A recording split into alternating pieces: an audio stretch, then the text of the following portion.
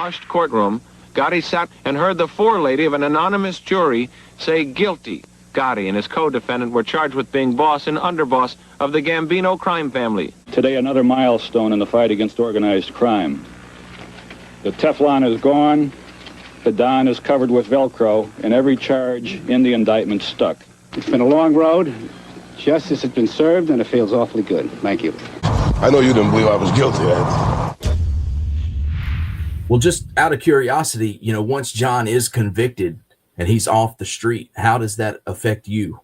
Well, let me tell you about that. So from the conviction, then they sentence him, and he refused to meet with probation, because what was the purpose for him to meet with probation? What are they going to do? Do a pre-sentence report on him? He refuses, I happen to agree with him.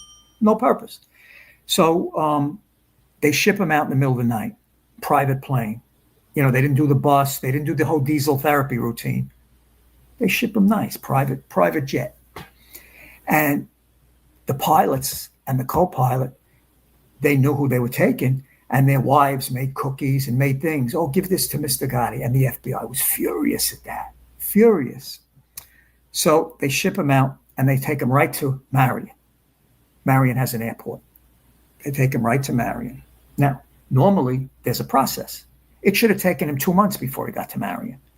But he was so high profile, they couldn't put him in Lewisburg. They couldn't put him in Pollock. There was nowhere to put him. And Marion was the only level 6. There was no Arizona ADX. So they bring him there. He has no glasses, and his eyes were bad, so he can't read. Finally, we get him glasses after they jerk us around for a while. And so everything was fine. I have to really say, the only people that were out of order were his brother Richie, not the nephew Richie, the brother Richie, a scumbag. Pete at times was a scumbag. And that was really it. All John's guys, no, not a problem. Utmost respect treated me. JoJo, utmost respect. Everybody, Arnold Squarteri, Tony McGalley. I never had a problem with nobody in that Gambino family except his own family. Because they want, show me the money. Where's the money? I wish I knew where the money was. I used to tell Junior, show me the money. But they were obsessed. They were crazy. But Pete was okay, because remember, they knew he was calling me. So they knew I had access. And the street figured I was visiting because I was going to Marion. Most of the time when Junior went, I went.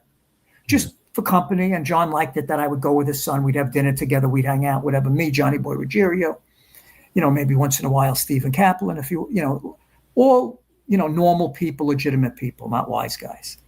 And back then, John was, it was fun to be around. We had a pretty good time.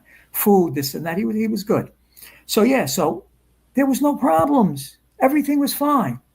But when the problems started, as John started to get sicker and sicker and sicker and sicker, and then Pete, his son Pete, and I were very, very close.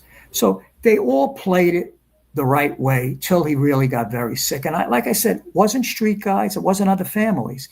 It was only his brother Richie, who me and him battled. And then once in a while, Pete. But I would say 90% of the time, Pete was okay. And all the other acting bosses or whoever was in charge treated me wonderful. Wonderful. Couldn't have asked for better.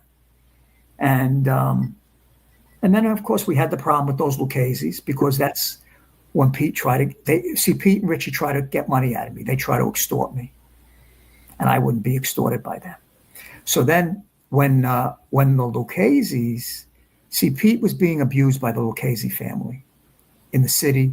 And that's when Sal Scala grabbed me in Huntington and Walt Whitman Mall and says, Lewis, don't expect any help from Pete. He's useless. He doesn't help me. He says, I go to a sit down every week with that Lucchese family. Don't trust them and don't turn your back on them. That Sideburns, that Caridi, all of them. That mutt that has a thing on YouTube, Panisi, whatever his name is, all bad. Like certain wise guys you can go into business with. Like if you're in business with John, no problems. No problems. Whatever the deal is, that's the deal. Gravano, you wound up dead. Lucchese's, you wound up dead. John wasn't that way. He was a pleasure to be in business with. I mean, you knew the penalties, everybody knew. I mean, when we closed up in the city, the government seized all our businesses. Albee Trimming seized, Scorpio Marketing seized. John was a Scorpio, by the way. That was his sign. And they seized everything. And so, but that's what it was. The only people that really were out of order was Pete, because see, John played that Machiavellian shit, and they were very jealous. And the proof is at the funeral, when Pete did the right thing and said, Lewis, I'm providing the money. I gave it to Richie the other day, so get it from Richie, because Pete was incarcerated at this time. And when I went to see Pete in the MDC, he says, Richie has 50 grand. Get it from Richie. So whatever you need for my brother, use that money. Richie wouldn't give it. He stole the money. His own brother stole the money.